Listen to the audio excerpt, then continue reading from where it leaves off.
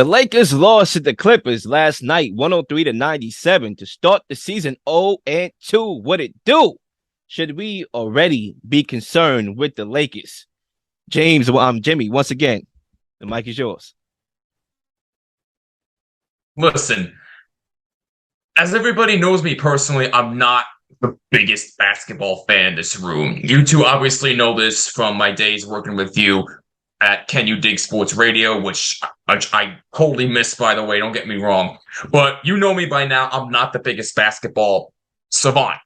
But to answer this question directly to the best of my ability, yes, we should be worried about the Lakers already for a couple of reasons. Number one, LeBron James cannot keep doing everything by himself. He seems to be the only shooter on this team. The rest of the team cannot shoot to save their lives. And it's funny, I was actually listening to First Take a little bit this morning before I came on here.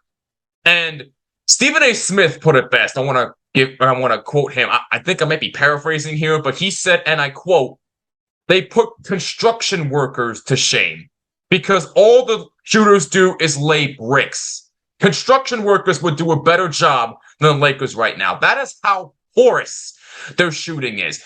Defensively, you don't have any issues. I thought they had a solid game defensively against the Clippers. I was expecting an absolute blowout by the Clippers last night. And look, it's nice to see Kawhi Leonard back, by the way. He had, 15 points in his return back? He looked pretty good. But as far as the Lakers are concerned, look, LeBron James, he's probably the only thing that you cannot complain about on this Lakers team. That's number one. Number two, I'm looking at Rob Pelinka. He has to do something with this roster here. If he wants to turn this team around, he's got to get another shooter. Look, you look at a guy like Anthony Davis. He's a top 10 player in this league when healthy. But that's the question. Can he stay healthy? The answer so far in his career has been no. Yes, he won a championship in 2020 with the Lakers. I get it. It was in the bubble. I understand that. But Anthony Davis cannot stay healthy, and therefore he has trouble shooting the ball. Russell Westbrook. I like him. I've always loved him. I love his character. He's a really good guy. But 0 for 11 last night?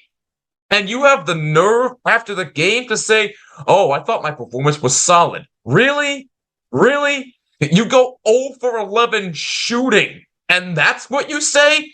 And look, I actually want to get on LeBron here too for a second here, because after the game against the Clippers, he said, I might be paraphrasing here, but he said, "I'm not going to point out anything negative to say about this team every night. That's not what a leader does." Oh, really?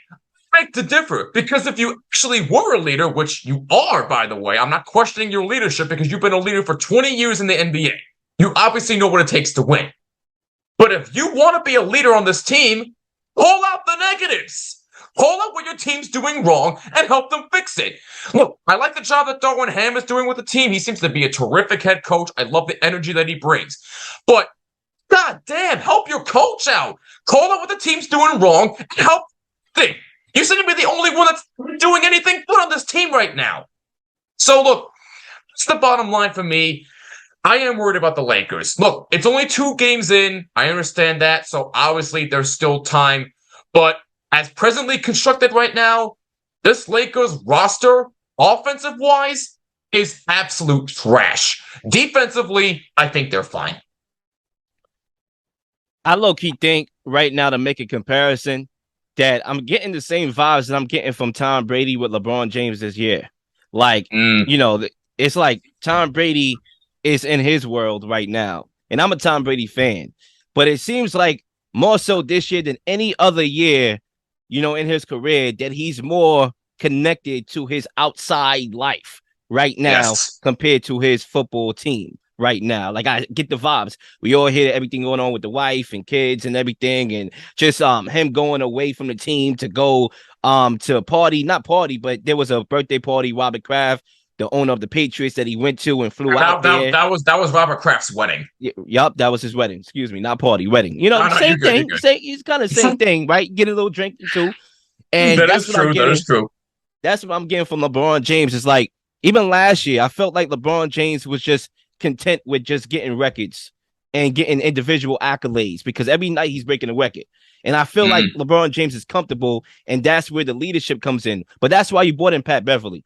I thought last night, they did a good job of communicating on the bench. Darvin Ham was drawing up plays, telling them to play defense without fouling. Pat Beverly was giving advice to Anthony Davis. So they were coaching. The defense played well. Even Russell Westbrook. I know he was 0 for 11.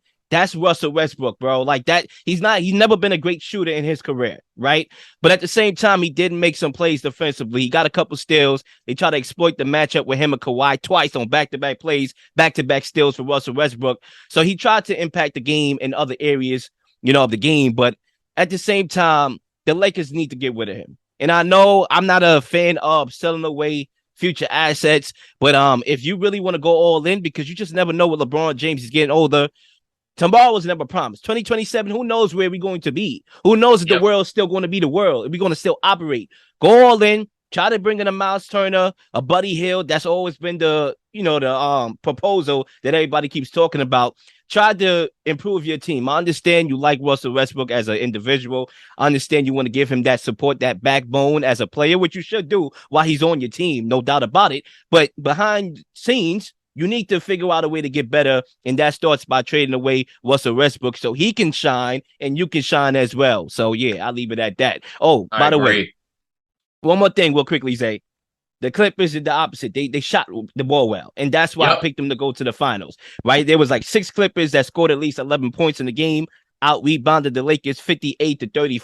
Zubac, I know he's a small center, but he was getting them boards. That's why I like the Clippers, because they have a bevy of wings that can score the basketball, and that's how you win in today's NBA. Let's get it. I'm not worried or concerned about the Lakers because they played against the 2 best teams in the Western Conference. These are the 2 teams that are looked as teams will be in the Western Conference Finals this season. Between the Warriors and the Clippers. The Warriors just won a championship. The Clippers just got Kawhi and Paul George back with John Wall, with a stacked bench that could start probably in any league. We're talking about a bench that consists of John Wall, Norman Powell, Robert Covington, Nicholas Batum, and Luke Kennard. And you could say that could be the starting 5 for OKC right now. And you can make that argument. So, but my thing is this, they play the 2 best teams in the Western Conference, in my opinion.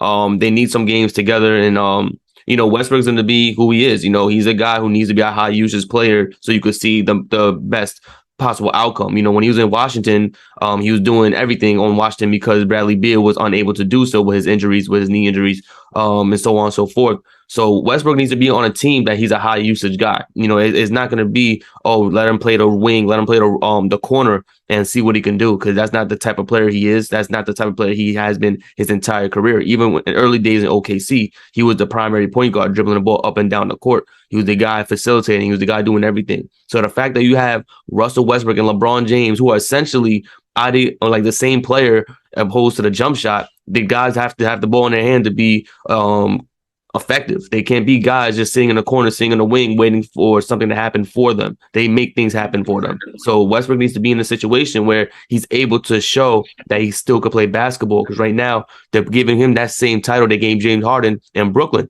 Oh, he can't play. He's washed up. He don't have the same speed. Don't have the same moves. Right now, he just came off another 1-point game. Of course, Philly lost, but he just had another explosive game in back-to-back games. And this is a guy that was calling him washed when he was in Brooklyn and last year. So I say all that to say, give the Lakers some time. I gave them like a 10-game window to really show what they can do. The first 2 games were really tough. To be honest, if you're playing the Warriors and the Clippers back-to-back games, I don't know what team in the NBA is beating one or the other in that situation. It's not an easy fix. Even Boston Celtics would have had issues with both Warriors and the Clippers in that kind of stance. So I'm not worried about them. I think just give them another 8 games, see how they look in the next 8 games, and I guarantee they'll probably shock a few people. I want to jump right in here because theoretically, the Clippers and the Warriors, I do agree, are the conceptual favorites to come out the Western Conference, both teams, right? I picked the Clippers. A lot of people picked the Warriors. But I want to look inside the context of saying the statement. For example, the first game, the Warriors was coming off that ring ceremony. There's a lot of hangover that normally happens. You know, when you get in the rings, your focus is on celebrating your accomplishments the year prior. So they could have come out the gate, punched them in the mouth, got out to a lead, and went away with that game. They didn't. Again, in this Clippers game, LeBron James scored 20 points, 37 minutes. Anthony Davis, 25, 32 minutes. They scored 25 and 20 and 20. Like, they scored. So it's like, if Anthony Davis is scoring and LeBron James scoring, you can't win. That's a bad sign from your surrounding cast. So what I'm saying is that even though it's 2 games, it's a lot of games left in basketball right now, presently constructed. If they don't make moves, I can't predict they're going to make moves because I don't know what they're going to do. But if they don't get better from here, they're not going to get better come the time where the Warriors are in full Warriors mode, when the Clippers are in full Clippers mode, when Kawhi's not coming off the bench anymore. They're not going to beat them teams at the back end anyway. So where does that leave us? They're not better than the Pelicans to me. They're not better than the Nuggets to me. There's a lot of teams they're not better than. They're not better than the Suns to me, not better than the Mavs to me. So where does that leave the Lakers at? The play-in? Like, nah, I don't even know if they're a playing team right now, respectfully. Well, let's real quick. You know, I definitely want to hammer this in. The Denver Nuggets just lost to Utah Jazz 123-120. So I don't know if the Lakers 123-100. So I don't know if the Lakers lose to Utah, then I'll be like, I'm concerned. But the Nuggets lost to Utah. You know, that was a team MVP back to back MVP on that team. They got guys coming back. That's disgusting. You know, and I understand Jamal Murray just came back. I understand Michael Porter just came back. But the fact that you lost that game is that's not even cool. What Kessler? I don't even know his last name because something Kessler from Utah, the new center, was making that team look pretty good. He was getting blocks, he was getting rebounds, he was doing a lot of different things, a lot of the hustle plays. But I think right now, just cool off on the Lakers. I understand that a marquee team in the NBA, you know, big city, big lights. There's a big name, so you have to hold the weight to the name. But just give them time. You know, they have to mesh well. New coach, new system. Unfortunately, the Lakers have been a LeBron-driven team. LeBron needs to score the most of the points. It can't be LeBron having 20 points and like, yeah, we could win. If LeBron scores less than 30 a game, then they're not winning the game. It's just how it is because AD is not showing that he's an aggressive guy who can stay healthy and give him 30 plus a game. Westbrook can't get 30 plus a game playing off the ball. So LeBron has to be the guy to get 30 plus. The whole point of getting AD on this team and Westbrook was because AD was supposed to be the young buck taking over while the older guys were setting up everything else. LeBron James playing the side, doing what he has to do while AD dominates in the paint. Look, AD's inability to dominate because he's unhealthy hinders everything. It hinders LeBron, it hinders Westbrook, it hinders the role players. So that's the unfortunate thing. AD's not playing like himself. And that's why I'm concerned too. All the reasons you said was factual, but that adds to my level of concern. Like, I can't trust Anthony Davis to play a full season or at least half of a full season. Like the year that he went off in a bubble, and that was a magical run. They won that finals because of Anthony Davis establishing his presence on the floor on both sides. But remember, that was a long layoff when the season ended because of COVID. And everybody going to the bubble. There was a couple months layoff, so he got time to get healthy. So, you know, I don't know. There's a lot of things with the Lakers right now. And if I'm a Lakers fan, I will be concerned right now because I see a lot of the things last year. Last year, I believe, if I'm not mistaken, they started 0-2. Same thing this year. It's not off to a good start. And when was the last time they won a game in the NBA, counting last season? So we have to see what happens with the Lakers going forward. Ladies and gentlemen, when we come back after the break, we got one more topic to close out the show. Keep it locked.